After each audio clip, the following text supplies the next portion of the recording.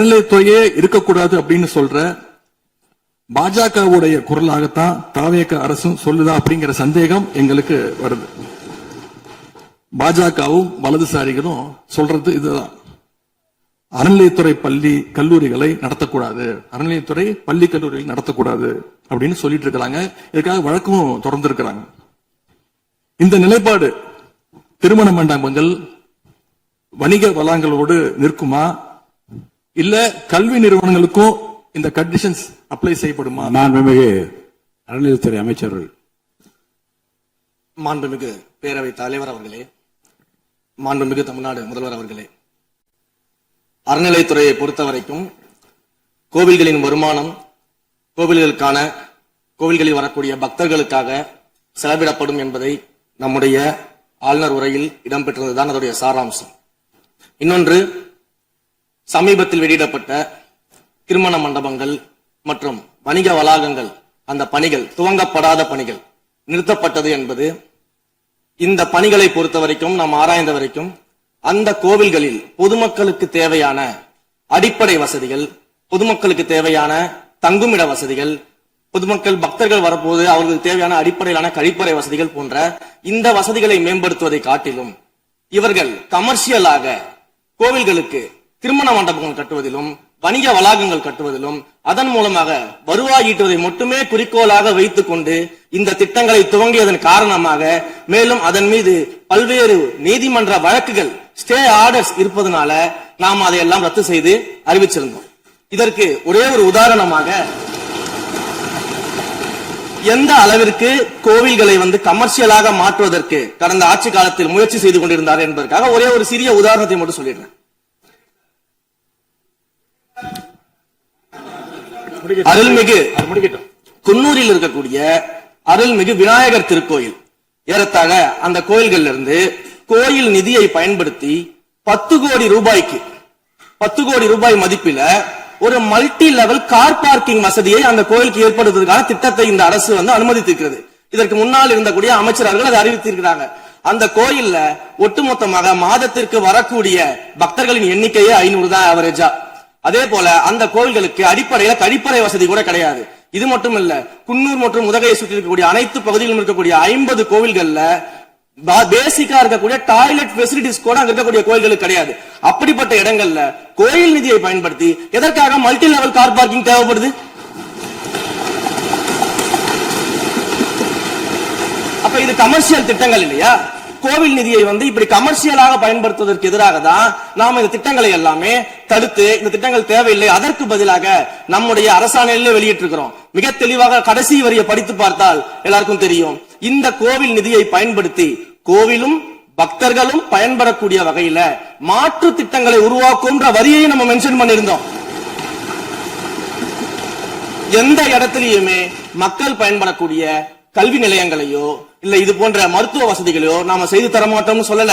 இன்னும் சொல்ல போனா, கடந்த 5 ஆண்டுகள்ல ஒன்றிய அரசின் நிதி உதவியோடு பழனியில பாத்தீங்கன்னா ஒரு சித்த மருத்துவமனை கட்டுவதற்கான நிதி உதவியை ஒன்றிய அரசு தருவதற்கு தயாராக இருந்தது.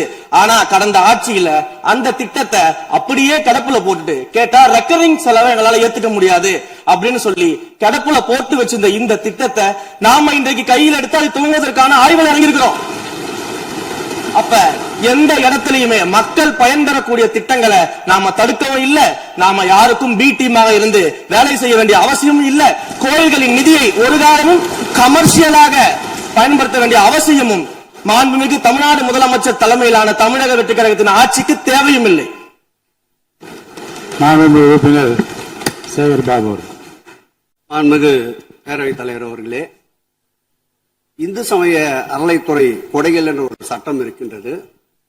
அந்த சட்டத்தில் விதி 69 என்ற குறிப்பிடப்பட்டிருக்கின்ற அந்த பணிகள் சட்ட விதிகளுக்கு உட்பட்டு சட்டத்தின் 36 பிரிவிலிருந்துதான் இந்த பணிகள் மேற்கொள்ளப்பட்டன. குறிப்பாக ஏதோ அமைச்சரே முடிவு செய்து திருமண மண்டபங்களையும் வணிக வளாகங்களையும் ஏற்படுத்துவதற்கு உத்தரவிட்டதாக மாண்புமிகு அமைச்சர் அவர்கள் அவைக்கு உண்மைக்கு புறம்பான தகவலை தந்து கொண்டிருக்கின்றார்.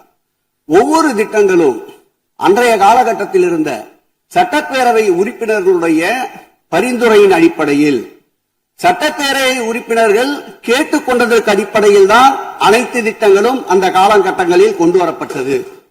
அதோடு மட்டுமல்ல, உறுப்பினர் அவர்கள் குறிப்பிட்டு கூறினார், குன்னூரிலே மல்டி லெவல் கார் பார்க்கிங் கொண்டு வரப்பட்டது என்று.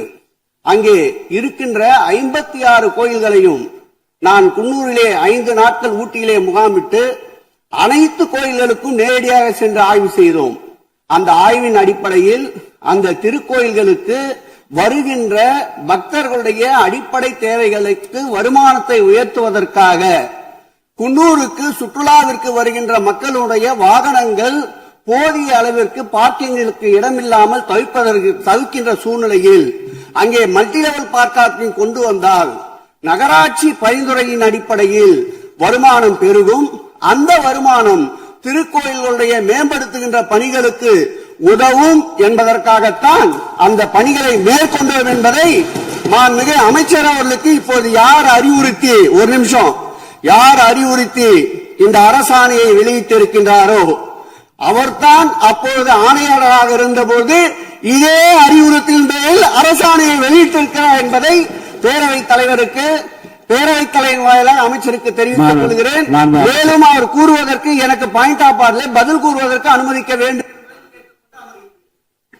மாண்புமிகு பேரவைத் தலைவர் அவர்களே, குன்னூரில் இருக்கக்கூடிய அந்த விநாயகர் கோயிலுக்கு சொந்தமான இடத்துல மல்டி லெவல் கார் பார்க்கிங் அமைப்பதற்கு ஏற்கனவே அங்க இருக்கக்கூடிய நகராட்சி நிர்வாகம் ப்ரப்போசல் வழங்கிய போது அந்த நகராட்சி நிர்வாகத்திடம் நம்முடைய நிலத்தை குத்தகைக்கு கொடுத்து அதன் மூலமாக இருக்கக்கூடிய வருவாயை வைத்துக் கொண்டு நாம் முடிந்த வரையில் நம்முடைய கோயில்களுக்கு தேவையான அடிப்படை வசதிகளை நாம் செய்து கொடுக்கலாம்.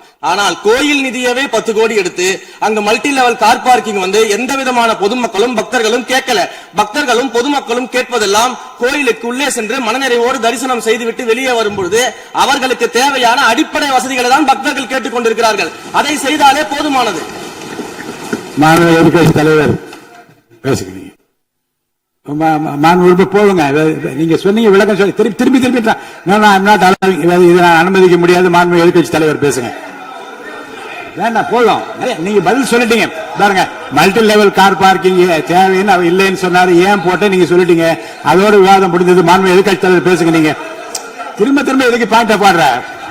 இனிமேல் எதிர்கட்சிகள் பேசி முடிக்கிற வரைக்கும் குறுக்கீடுகள் அவசியம் இருந்தால் அனுமதிப்பேன். அனுமதிக்க முடியாது. எதிர்கட்சி தலைவர் பேசலாம். ஒரு குற்றச்சாட்டு இல்ல, அவர் விளக்கம் தான் சொன்னார். என்ன குற்றச்சாட்டு சொன்னாரு? அவர் விளக்கம் சொல்லிட்டாரு. மாண்பு எதிர்கட்சி தலைவர் நீங்க பேசலாம். இனி மாண்பு எதிர்கட்சி தலைவர் பேசி முடிக்கிற வரைக்கும் எந்த குறுக்கீடுகளுக்கும் நான் அனுமதிக்க முடியாது. அவசியம் ஏற்பட்டால் விதிகள் உட்பட்டு அனுமதிக்க வேண்டிய உரிமை எனக்கு இருக்குது. இப்போது மாண்பு எதிர்கட்சி தலைவர் பேசலாம். சொல்லிட்டீங்க. நீங்க பதில் பாருங்க. அவர் சொன்ன உடனே நீங்க பதில் சொல்லிவிட்டீர்கள். குற்றச்சாட்டு அல்ல, விளக்கம் சொன்னார் அவரு. 10 கோடி ரூபாய்க்கு இந்த இடத்துல 10 கோடி ரூபாய்க்கு கோயில் படத்தை எடுத்து ஏன் பயன்படுத்தினீங்க? அது வேற எதுக்கு பக்தர்களுக்கு பயன்படுத்தி விளக்கம் சொன்னார். அவ்வளவு குற்றச்சாட்டு எப்படி வராது? உங்க மேல குற்றச்சாட்டு வைக்கலையே, தவறா பயன்படுத்துறீங்க.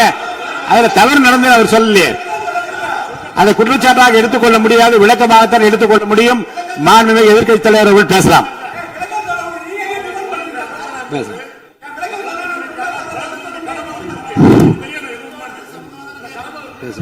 அவை முன்னவர். மாண்பு பேரவைத் தலைவர்களே, அவை முன்னவர்கள் அதற்கான விளக்கத்தை சொல்லியிருக்கிறார்கள். இந்த அறநிலையத்துறை அமைச்சர் அவர்கள் விளக்கத்தை சொன்னார்கள். நீங்கள் அதற்கும் விளக்கத்தை கேட்டு பதிலளித்திருக்கிறீர்கள். மீண்டும் மீண்டும் அவர் சொல்வதற்கெல்லாம் பதிலளிப்பதற்கு அவை நேரமில்லை. மாண்பு எதிர்க்கட்சி தலைவர் அவர்கள். மாண்பு பேரவைத் தலைவர்களே, முன்னாள் அமைச்சர், அறநிலையத்துறை அமைச்சர் அதற்கான சரியான விளக்கத்தை கொடுத்திருக்கிறார். இப்போ இருக்கக்கூடிய மாண்பு அமைச்சர் அவர்களும் சில விளக்கங்களை கொடுத்திருக்கிறார். கார் பார்க்கிங் ஃபெசிலிட்டி என்பதும் ஒரு அத்தியாவசிய தேவைதான். அது ஒன்றும் தேவையில்லாத எல்லாருமே இப்ப கார் வச்சிருக்கிறாங்க. கோயிலுக்கு வரவங்க கார்லயும் தான் வருவாங்க. எனவே அதுவும் ஒரு தேவைப்படுகின்ற ஒரு வசதி தான்.